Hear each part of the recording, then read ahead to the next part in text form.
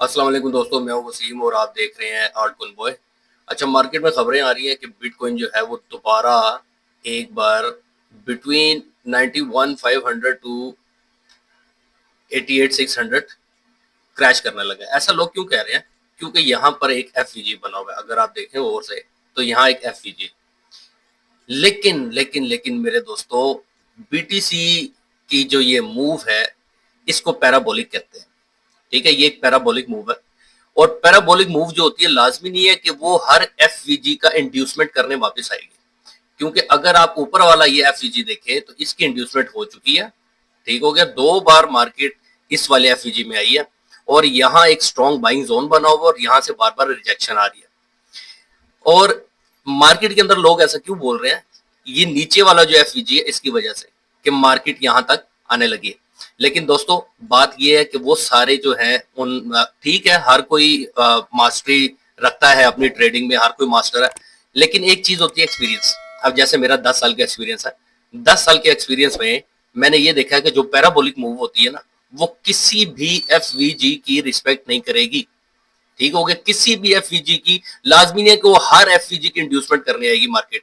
Market हर FVG को अकेला छोड़कर ऊपर जाती रहेगी, इन फ्यूचर वापस आके उनकी इंड्यूसमेंट करेगी। लेकिन उसकी जो पैराबोलिक मूव है वो उसकी पैराबोलिक मूव को पूरा करेगी। और इसकी पैराबोलिक मूव हो सकता है कि यहां से लेकर और यहां तक जो है अभी इसकी मूव बाकी है, यहां से फिर नीचे की तरफ आएगी, ये भी हो सकता है, पॉसिबल है। ठीक है, क्योंकि जैसे खबरें जो है वो गर्दिश कर रही हैं। और इसकी एग्जांपल मैं देता हूं आपको। अगर आप पीछे जाएं तो ये देखें यहाँ कितने एफवीजीज बने हुए हैं। ठीक है, एक एफवीजी ये बना हुआ, ये बना हुआ, एक एफवीजी ये बना हुआ, दूसरा एफवीजी जो है वो ये बना हुआ। ठीक हो गया, तीसरा एफवीजी जो है वो ये बना हुआ। तो मार्केट इन्हें पकड़ने क्यों नहीं आई? मार्केट इन्हें पकड़ने इसलिए नहीं आई क्योंकि ये जो थी ये एक पैराबोलिक मूव थी। ये सारी एक पैराबोलिक मूव थी। उसके बाद मार्केट ऊपर कंसोलिडेशन में चली गई और अच्छे खासे कंसोलिडेशन में रही। यहां पर आकर इसने इन दो वाले, ये वाले जो दो एफवीजी इनकी रिड्यूसमेंट कर ली और नीचे वाला जो एफवीजी है उसकी नहीं की। ठीक हो गया, इसी तरह ये वाले जो दो एफवीजी हैं इनमें से ऊपर वाले एफवीजी की इंड्यूसमेंट होगी, इसकी नहीं हुई। और इसकी नहीं होगी, ट्रस्ट मी गाइस, इस वाले की नहीं होगी। वो क्यों नहीं होगी मैं आपको अभी बताता हूं। अगर आप इसको 1 वीक टाइम फ्रेम में ओपन करें तो 1 वीक टाइम फ्रेम में आप देखेंगे कि मार्केट ने एक बहुत ही जबरदस्त पुल बैक लिया इस लेवल से, इस वाले एफवीजी से। ठीक हो गया, अब यहां वीकली जो बीटीसी ने कैंडल्स बनाई हुई वो 4 बनाई हुई है फिलहाल, 5वीं ये है। तो 4 कैंडल्स के बाद थोड़ी बहुत करेक्शन तो मार्केट का हक है। 74,000 से मार्केट उठी है और सीधा $1,06,000 का उसने जो है, आप देख सकते हैं यहां पर लेवल मारा हुआ। ठीक हो गया, अब इतना तो मार्केट का हक बनता ना कि यार मार्केट जो है थोड़ी बहुत करेक्शन करे। अब अगर यहां पर वीकली 1-2 कैंडल्स जो है वो रेड भी अगर हो जाती हैं तो दैट मीन्स कि यहां पर एक अच्छा सपोर्ट लेवल बन जाएगा। और इसके बाद बीटीसी जो है, मेरे ख्याल में क्या है कि मेरा जो एक्सपीरियंस है वो ये है कि बीटीसी 1,10,000 से तकरीबन आप कह लें कि 97,000 कर ले। ठीक है, 97,000 के बीच में कंसोलिडेट करेगा। तकरीबन तकरीबन आप कह सकते हैं 4 से 8 हफ्ते, 4 से 8 हफ्ते बीटीसी इसी रेंज के अंदर कंसोलिडेशन करेगा और वो 100% कंसोलिडेशन करेगा इसी रेंज के अंदर, इसी रेंज के अंदर करेगा।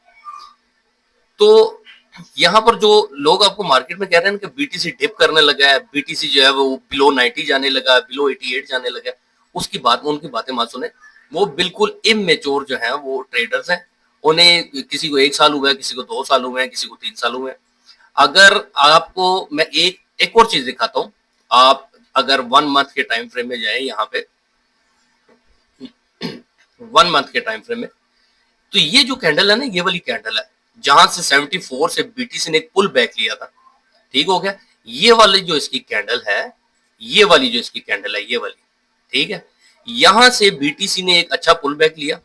और इस कैंडल की एक हिस्ट्री होती है। आपको कैंडल्स के बारे में जरूर अपने आप को एजुकेट करना चाहिए, सीखना चाहिए कि कैंडल्स जो होती हैं वो किस तरह से वर्क करती हैं और आने वाली कैंडल जो है आने वाली कैंडल का पिछली कैंडल के साथ क्या लिंक है।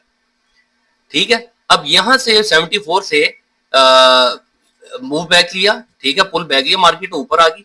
और इस कैंडल की हिस्ट्री ये है कि इस कैंडल के बाद दूसरी, तीसरी या चौथी कैंडल एक्सप्लोसिव होती है। ठीक है, इसके बाद जो 4 कैंडल्स है ना, 3 या 4 कैंडल्स, उनके बीच में एक एक्सप्लोसिव कैंडल लाजमी होती है।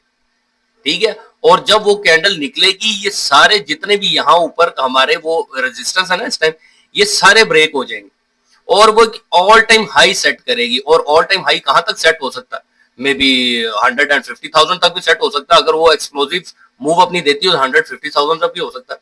और इस कैंडल की अगर आप मूव देखें, प्रीवियस मूव, तो यहां देखें कि यहां पर मार्केट काफी अरसा घूमी, ठीक है, कंसोलिडेट किया मार्केट ने यहां पे। ओके, ये देखें, फिर इसी तरह की एक कैंडल निकली यहां पे, इसने क्या किया कि इसको ब्रेक करने की कोशिश की। अगली कैंडल इससे स्टार्ट हुई, थोड़ा डिप हुई और एक्सप्लोसिव मूव देके ऊपर चली गई।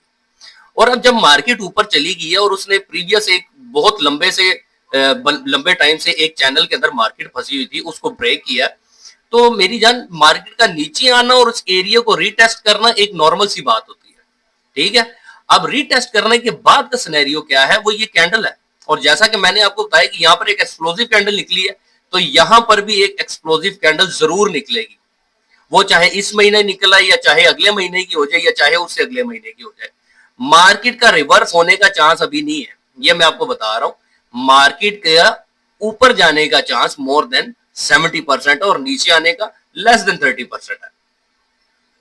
तो मैंने बस आपको ये बताना था कि आप अपनी पोजीशंस के साथ जो है स्ट्रांग रहें, पैनिक सेलिंग करने की जरूरत नहीं है। हाँ, अगर तो आप इंट्राडे ट्रेडर हैं और आपके अच्छे प्रॉफिट्स हैं तो आप जो है वो बुक कर सकते हैं, लेकिन आप बुक करने का फायदा नहीं, क्योंकि मार्केट ने एक बार फिर रिवर्सल ले लिया। अगर वन डे टाइम फ्रेम में अगर आप देखें, वन डे टाइम फ्रेम में अगर आप देखेंगे तो यहां से मार्केट ने एक अच्छा पुल बैक ले लिया, एक अच्छी स्ट्रॉन्ग बाइंग कैंडल आई है। मुझे नहीं लगता कि अगली कैंडल जो है वो इसकी लिक्विडिटी जो है वो कैप्चर करने आएगी। मुझे लगता है कल की कैंडल जो है वो 1,05,000 का लेवल जो है, 5-6 हजार का लेवल जो है वो क्रॉस कर जाएगी। तो आप अपनी होल्डिंग्स के साथ थोड़ा स्ट्रॉन्ग रहें और जो इमेच्योर ट्रेडर्स हैं बेचारे, उनकी बातें ज्यादा ना सुने।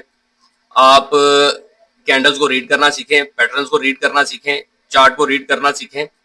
और अगर आप मेरी वीडियोस देखते हैं तो मैं तो आपको सीधी सीधी बात बताऊंगा, मैं आपको घुमा फिरा के जो है कभी भी बात नहीं करूंगा।